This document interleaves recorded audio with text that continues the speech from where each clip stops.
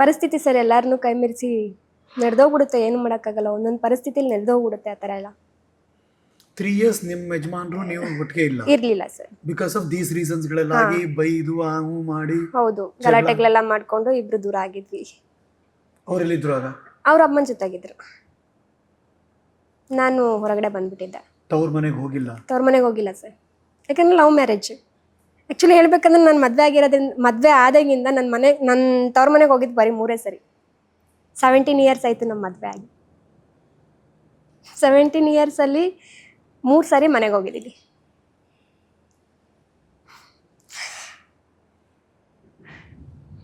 ಅದೇನೋ ಹೇಳ್ತಾರಲ್ವ ಸರ್, ಕೊಟ್ಟೆಣ್ಣು ಕುಲಕ್ಕೆ ಹೊರಗೆ, ಕೆಟ್ಟು ಮತ್ತೆ ಮನೆಗೆ ಹೋಗ್ಬಾರ್ದು ಅನ್ನೋ. ನಾನು ತವ್ರ ಮನೆಗೆ ಹೋದ್ರೆ ಅಲ್ಲಿ ಹೆಂಗೆ ಆಡ್ಕೊಳ್ತಾರೋ ಅನ್ನೋ ಒಂದು ಭಯ, ಇಲ್ಲಿದ್ರೆ ಹಿಂಸೆ ಆಗುತ್ತಲ್ಲ ಅನ್ನೋ ಒಂದು ಭಯ. ಅದಕ್ಕೆ ನನ್ನ ನೋವನ್ನ ನನ್ನ ಮಕ್ಳಿಗೆ ಕೂಡ ತೋರಿಸ್ಕೊಳ್ತಿರ್ಲಿಲ್ಲ.